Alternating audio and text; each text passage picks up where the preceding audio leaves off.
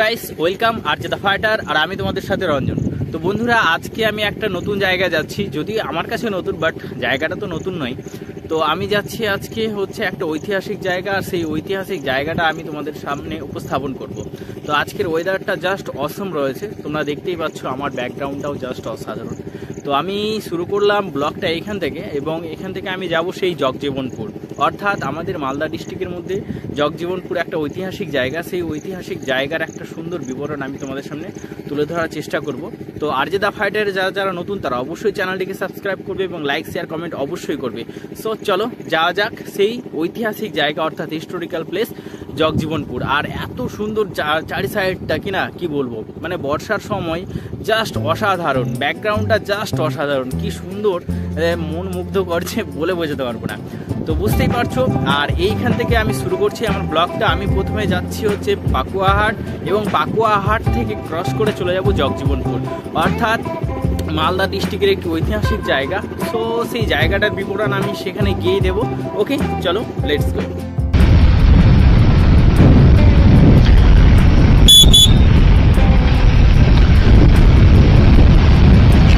তো বন্ধুরা চলো, আজকের ডেস্টিনি বললাম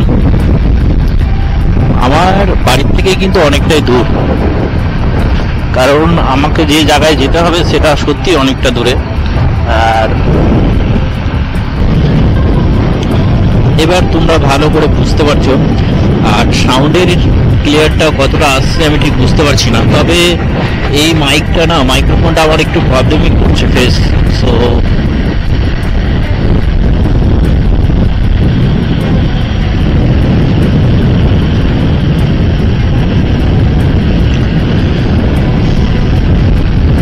তো সামনে দেখছো পুরো MT-15 নিয়ে পুরো একদম কি করছে এরা, আই হোপ সো এরাও রাইডার। তো আজকে ওয়েদারটা জাস্ট অসম, আর আমাকে যেতে হবে অনেকটাই দূর। জগজীবনপুর আমাদের বাড়ির থেকে একটা রুট রয়েছে যেটা মাত্র 25 কিলোমিটার, বাট সেই রুটে এখন যাওয়া যাবে না, কারণ সেটা দিয়ে নদী পেরোতে হয়, আর প্রায় দুটো নদী পেরোতে হবে, মানে একটাই নদী বাট দুইবার পেরোতে হবে আমাকে, প্রবলেম হয়ে যাবে, যার জন্য আমি এই রুটটা বেছে নিয়েছি। সো এটা দিয়ে রাস্তার দূরত্ব অনেকটাই বেশি, কারণ প্রায় 35 কিলোমিটার হয়ে যাবে এটা দিয়ে। আর আজকের ওয়েদারটা এতটাই, মানে সকাল থেকে এতটাই মেঘলা ছিল, এতটাই বৃষ্টি হচ্ছিল যে বেরোনো, ভাবছিলাম বেরোতেই পারবো না, ঠিক আছে, বেরোনোর কোনো সুযোগই পাচ্ছিলাম না। ঠিক আছে, মুরগিগুলো কেমন করে নিয়ে যাচ্ছে। তো লাস্ট অবধি ভাবলাম না, যখন আকাশ পরিষ্কার হয়ে গেল তখন ভাবলাম চলো এবার বেরিয়ে যাই। তো আমি ঢুকছি এখন বাবুনগোলা ব্রিজ, তোমরা চেনো অনেকেই, দেখছো বাচ্চাটা কিভাবে দৌড়াচ্ছে। তো এই হচ্ছে বামুনগোলা ব্রিজ, আর এই ব্রিজটাই, মানে এই নদীটাই আমার বাড়ির পাশে রয়েছে। তো সেটাই আমাকে দুইবার পেরোতে হতো এই রুট, মানে শর্ট রুট দিয়ে গেলে, বাট প্রবলেম, নৌকা এই জল বৃষ্টি কাদার মধ্যে প্রচুর প্রবলেম হবে।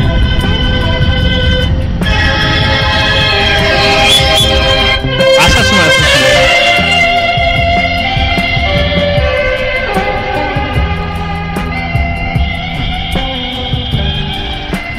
আই হোপ কোনো পুজো হচ্ছিল, সেই পুজোর চাঁদা চাইছিল, বাট দেবো আসার সময়, আমাকে এটা দিয়ে আসতে হবে। আর এখন হাতে খুব কম সময়, আমার 3টা বাজতে চলেছে, আর 35 কিলোমিটার যেতে হবে। তো বুঝতেই পারছো,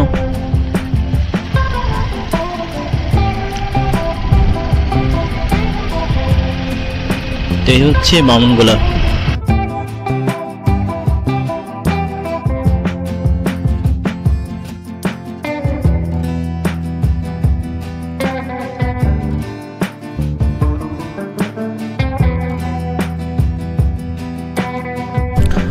সত্যি জাস্ট অসাধারণ ওয়েদার, তোমরা দেখেই বুঝতে পারছো পুরো গ্রিন হয়ে আছে, একদম চারিদিক এত সবুজ যে মনটা না পুরো শান্ত হয়ে যাচ্ছে। আর তার জন্য রাইডিং করার সময় না জাস্ট যে ফিলটা হয় কি বলবো, তোমরা বুঝতে পারছো নিশ্চয়ই।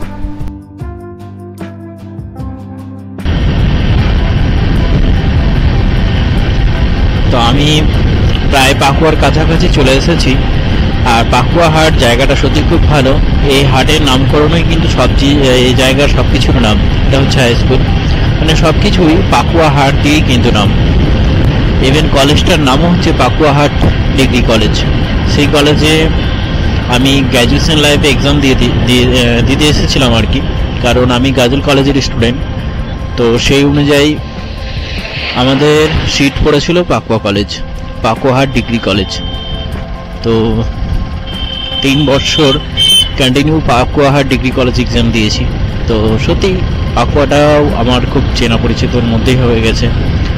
তো ভালো, এই জায়গাটা খুব ভালো লাগে আমাকে।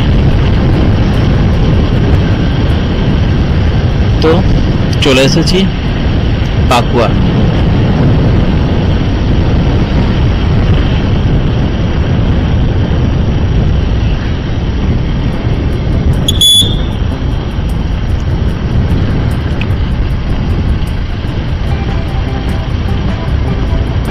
R15 এরকম R15 বা ডিউক 3900 হলে তো পুরো সিস্টেম পার ভেঙে এরকমই মনে হতো। বাট কিছু করার নেই, আমার কাছে যা আছে আমি তা দিয়েই যাব বা যাতায়াত করব।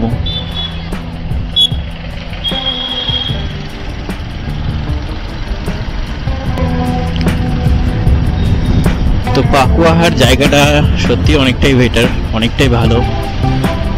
ও সিগন্যালে পড়ে গেলাম। পাকুয়া হাট থেকে গেল এই সাইডে, আমরা চলে যাব জগজীবনপুর, অর্থাৎ পাকুয়া থেকে চলে যেতে হবে আমাকে কেন্দ্রপুকুর। তো পাকুয়া সত্যি জায়গাটা খুব ভালো লাগে আমার। এই হচ্ছে সেই পাকুয়া।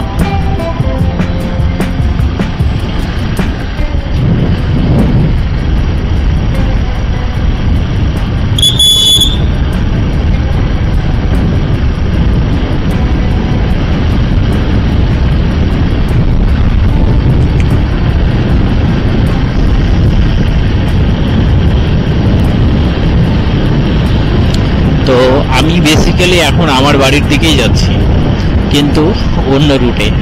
কারণ আমার বাড়ির থেকে নদীর ওপার হয়ে তারপরে যেতে হয় এই রুটটা। তো সেই রুটটাতে এখন আমাকে যেতে হবে। তার জন্য আমি 20 কিলোমিটার ঘুরে আসলাম। কারণ কথাই বলে এক নদী হাজার কোষ, কথাটা সত্য। কারণ এখন হচ্ছে বৃষ্টি বাদলের দিন, আর নদীর পাড়ে কিন্তু কাদা অবশ্যই থাকবে। তাই নৌকোতে পার হওয়া, কাদার মধ্যে দিয়ে বাইক নিয়ে যাওয়া একটা প্রচণ্ড প্রবলেমের মধ্যে পড়তে হবে আমায়। তাই আমি সেটাকে অ্যাভয়েড করে এই লং রুটটাই নিলাম। কোনো পুজো চলছে, যার জন্য প্রতিটি জায়গায়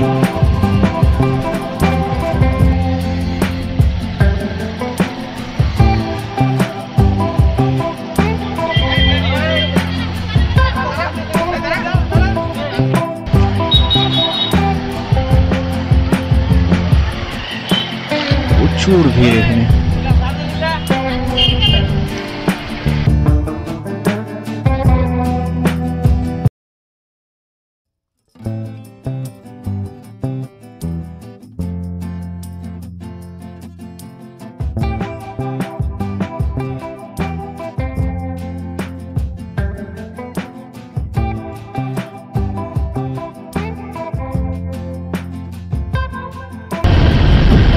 শোভারানী ডিএড কলেজ, এদিকে আবার ডিএড কলেজও রয়েছে। পুরো নির্জন শান্তিপ্রিয় জায়গা, পুরো ফাঁকা একদম, গ্যাঞ্জাম নেই, মানুষের ভিড় মানে সেরকম ভিড় নেই। জাস্ট অসাধারণ, তাই না? পুরো সবুজ আর সবুজ, আর এত সুন্দর ওয়েদার, যা কি বলবো, মুগ্ধকর। আর সত্যি মানে রাইডিং করে আজকে আমার খুব ভালো লাগছে এই কারণে, কারণ মানে প্রাকৃতিক সৌন্দর্যটা এত সুন্দর যে তোমরা বুঝতে পারছো দেখে। আর এখন হচ্ছে শরৎকাল, অর্থাৎ মা দুর্গা আসছে আর কিছুদিন পর। তো কাশবনগুলোও জাস্ট অসাধারণ লাগছে, আর ওয়েদারটাও জাস্ট অসাধারণ, মানে যা ভাষায় ব্যক্ত করাই যায় না। সত্যি সেটা শুধুমাত্র অনুভূতির উপরেই নির্ভর। বন্ধুরা, আমি চলে এসেছি কেনপুকুর, আর আজকে কেনপুকুরের হাট জাস্ট অসাধারণ হাট লেগেছে, প্রচুর ভিড়, তাই ভাবলাম তোমাদের সাথে এই হাটের ভিডিওটা কিছুটা শেয়ার করি। আর এখান থেকে আমার গন্তব্যস্থল আরও 6 কিলোমিটার। তো চলো।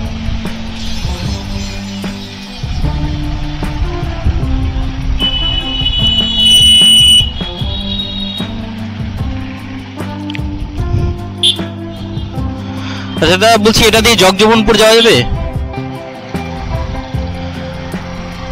তো বুঝতেই পারছো আজকে হাট কেনপুকুরে প্রচুর ভিড়।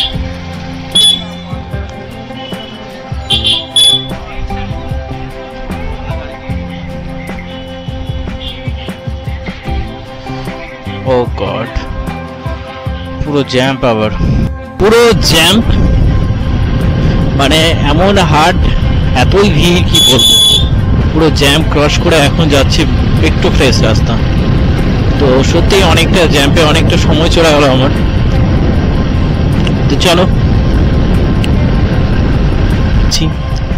আর হয়তো কিছুটা রাস্তা আছে, তারপরে পৌঁছে যাব আমার গন্তব্যস্থলে পশ্চিমে, অর্থাৎ এই সাইডে। আমি তো এটাও বুঝতে পারছি না এখানকার কোনটা পূর্ব কোনটা পশ্চিম। আই মিন, তার জন্য কম্পাস বের করতে হবে।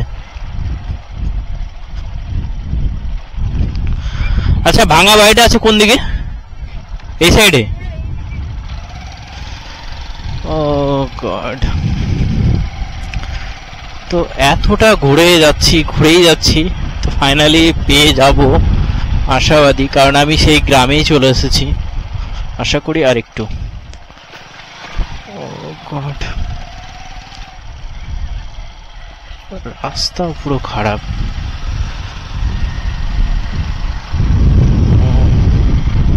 Oh God, that is the end of the day. এই জায়গায় এসে পৌঁছেছি। Oh God. তো বন্ধুরা, এই হচ্ছে জগজীবনপুর, অর্থাৎ সেই ঐতিহাসিক প্লেস যেখানে আসার কথা আমি বলেছিলাম। তো চলো ভেতরে যাই এবং দেখাচ্ছি তোমাদের এই জায়গাটার বিভিন্ন নিদর্শনগুলো। ওকে, তো এখানে একটা বোর্ড রয়েছে, লেখা রয়েছে নন্দদিঘি বিহার জগজীবনপুর। তো বন্ধুরা, বুঝতেই পারছো আমরা চলে এসেছি জগজীবনপুর, আর এই হচ্ছে তার মেইন এন্ট্রি গেট। তো চলো ভেতরে যাই। আর এই জায়গাটি, অর্থাৎ এই জগজীবনপুর স্থানটি ভারতের পশ্চিমবঙ্গ রাজ্যে অবস্থিত। স্থানটির অবস্থান বলতে গেলে বলা যায় মালদা জেলার হবিপুর ব্লকের অন্তর্গত একটি গ্রাম জগজীবনপুর।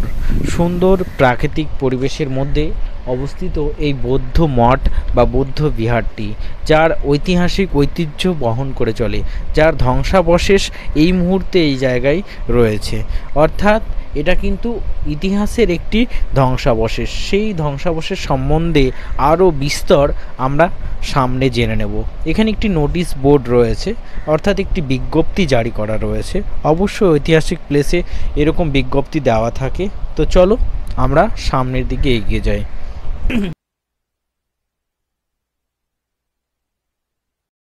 তো বন্ধুরা, এই হচ্ছে মূল এন্ট্রি গেট, অর্থাৎ এটা দিয়ে বৌদ্ধ মঠ বা বিহারে এন্ট্রি নেওয়া যায়। তো দেখতে পাচ্ছ সিঁড়িগুলো কি চওড়া, একদম পুরো বুঝতেই পারছো সিঁড়ির গঠন দেখে। আর এগুলো সমস্ত কিন্তু পোড়া মাটি, অর্থাৎ ইট। এটাকে ইট সাধারণত বলা যায় না, কারণ এর গঠনটা সাধারণ ইটের থেকে একদমই আলাদা। তো সেই পোড়া মাটি এবং সুরকি, সেই সমস্ত দিয়েই কিন্তু তৈরি। তো ঐতিহাসিক যত নিদর্শনগুলো রয়েছে তার সমস্ত কিন্তু পোড়া মাটি এবং সুরকি দিয়েই তৈরি। সেটা আমরা আদিনা, পান্ডুয়া এবং গৌড় সমস্ত জায়গায় যে সমস্ত জায়গাগুলো দেখেছি সেগুলো কিন্তু সেম জিনিস। 1987 সালে স্থানটির খোঁজ পাওয়া যায় রাজা মহেন্দ্র পালের তাম্রলিপি পাওয়ার পর থেকে।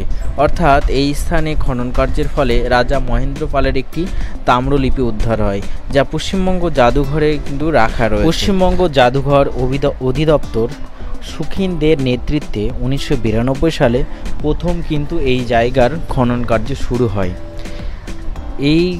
এবং কিছু ত্রুটি বা সমস্যার কারণে সেই খনন কার্য অনির্দিষ্টকালের জন্য বন্ধ হয়ে যায়। আবারও পুনরায় পশ্চিমবঙ্গ সরকার এবং ভারত সরকারের তত্ত্বাবধানে ডক্টর অমল পালের নেতৃত্বে 1995 সালে আবার খনন কার্য শুরু হয় এবং 1995 থেকে 2005 সাল অর্থাৎ 10 বছর খনন কার্য করা হয় এবং এই খনন কার্যের ফলে অনেক কিন্তু প্রত্নতাত্ত্ব উদ্ধার হয়েছে। তার মধ্যে মারেচি মূর্তি, ব্রোঞ্জ মূর্তি, কিছু মাটির মূর্তি, মাটির প্রদীপ, আরও নানা রকম জিনিস এখান থেকে সংগ্রহ করা হয়, যা পশ্চিমবঙ্গের সংগ্রহশালায় কিন্তু রাখা রয়েছে এবং কিছু জিনিস মালদা সংগ্রহশালাতেও রয়েছে। এই স্থানটি প্রায় 6 বিঘা জায়গা জুড়ে 256টি প্রকোষ্ঠ বিশিষ্ট স্থান। আর এই যে গোল গোল যে আকৃতিগুলো দেখছো, এটা হচ্ছে গোল গম্বুজ আকৃতির, যা 4 সাইডে 4টি রয়েছে। 4টি যে গোল গম্বুজগুলো রয়েছে এটি 4 সাইডে রয়েছে, যেগুলো ওয়াচ টাওয়ার হিসেবে ব্যবহার করা হতো। অর্থাৎ এই বৌদ্ধ মঠ বা বিহারটি বহিঃশত্রুর থেকে আক্রমণ থেকে রক্ষা করার জন্য 4টি গোল গম্বুজ রয়েছে এবং সেটা ওয়াচ টাওয়ার হিসেবে ব্যবহার করা হতো।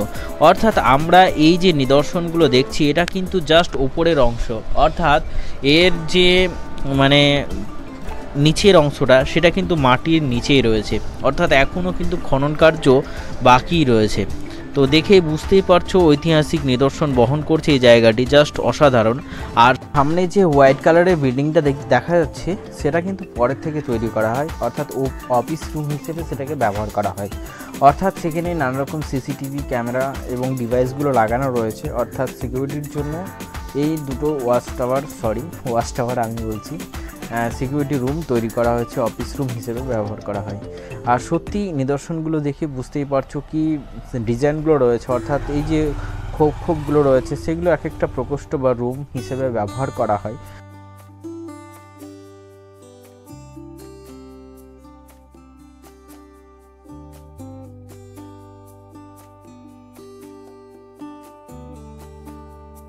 তো বন্ধুরা চলো আমরা উপরে যাই, অর্থাৎ এখানে একটা ওয়াচ টাওয়ার রয়েছে, আর সেই ওয়াচ টাওয়ার থেকে উপরের দৃশ্যটা ঠিক কেমন লাগে সেটা আমি তোমাদের সামনে শেয়ার করার চেষ্টা করছি।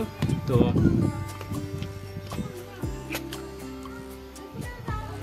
উপরে যাই, উপরে গিয়ে আমি দেখাচ্ছি তোমাদেরকে ঠিক এই জায়গা থেকে কেমন লাগবে উপরের দৃশ্যটা দেখতে, অর্থাৎ এই উপর থেকে কেমন লাগবে। রয়েছি ওয়াচ টাওয়ারের মধ্যে, আর পুরো গ্রামটা একটা গ্রামের মধ্যে এই জায়গাটা অবস্থিত, তার জন্য পুরো গ্রামটা এখান থেকে পুরো গ্রিন, একদম এভারগ্রিন দেখে মনে হচ্ছে। তো বন্ধুরা এই যে একটা জায়গা রয়েছে, অর্থাৎ এই যে আমি উপরে আসলাম, এই উপর থেকে কিন্তু অসাধারণ এই দৃশ্যটা দেখা যাচ্ছে, জাস্ট অসাধারণ।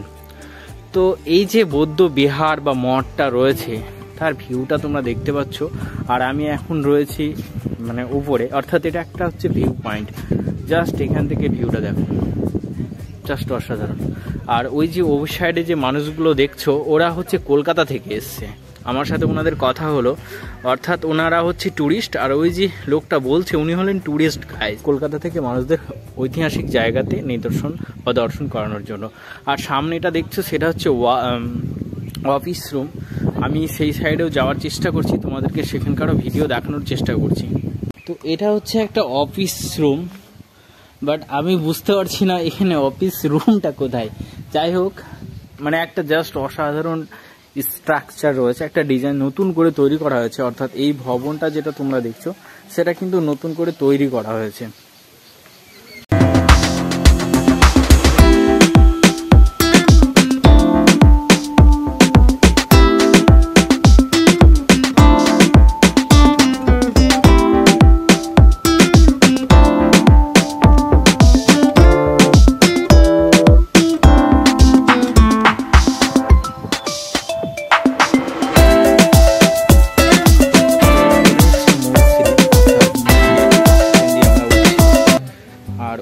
দেখতে পাচ্ছ কলকাতা থেকে অনেকজন এসেছে, তারা টুরিস্ট, তারা এই ঐতিহাসিক জায়গাটা কিন্তু দর্শন।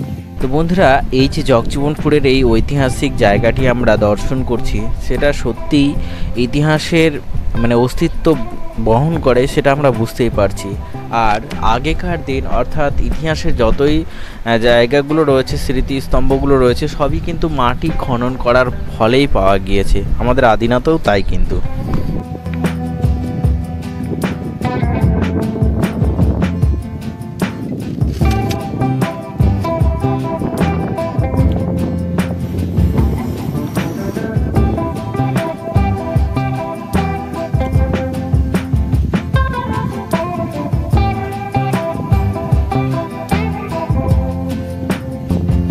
তো এই জায়গার যে এগুলো প্রকোষ্ঠগুলো বুঝতেই পারছো।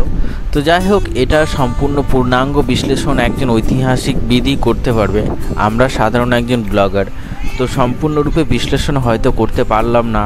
ঠিক যতটা বুঝতে পারলাম আমি ততটা আপনাদের সামনে বা তোমাদের সামনে তুলে ধরার চেষ্টা করলাম। কিন্তু এই যে এই জায়গার যে প্রাকৃতিক পরিবেশটা সত্যি অসাধারণ, খুব শান্ত, নির্জন, শান্তিপ্রিয় একটি এলাকা, এবং পাশেই রয়েছে ইন্দো বাংলাদেশ বর্ডার।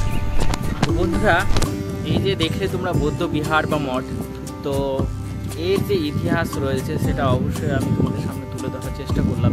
তো আশা করি তোমাদের ভালো লেগেছে। তো তোমাদের যদি কোনো কিছু জানা থাকে তাহলে অবশ্যই কিন্তু আমাকে কমেন্ট করে জানাবে। তো বন্ধুরা, এই ছিল আমাদের যে ঐতিহাসিক নিদর্শন, অর্থাৎ ঐতিহাসিক সেই জায়গাটা যেটা জগজীবনপুর, যার ঐতিহাসিক নিদর্শন এখানে একদম বিরাজমান, কিন্তু সেটা সমস্ত কিন্তু ভগ্নপ্রায়, কারণ এগুলো ধ্বংসাবশেষ, অর্থাৎ এগুলো মাটি খনন করার পরে কিন্তু পাওয়া গেছে। তো বুঝতেই পারছো। তো তোমাদের এই জায়গাটা ঠিক কেমন লাগলো এবং আজকের ব্লগটা ঠিক কেমন লাগলো তোমরা অবশ্যই কিন্তু কমেন্ট করে জানাবে। আর আমি চেষ্টা করছি প্রতিনিয়ত তোমাদের নতুন নতুন জায়গা, নতুন একটা ঐতিহাসিক প্লেস এবং ভালো একটা ব্লগ তোমাদের সামনে নিয়ে আসা। সো প্লিজ চ্যানেলটিকে সাবস্ক্রাইব করবে এবং লাইক, শেয়ার, কমেন্ট অবশ্যই করবে। চলো বন্ধুরা, দেখা হচ্ছে নেক্সট ব্লগে।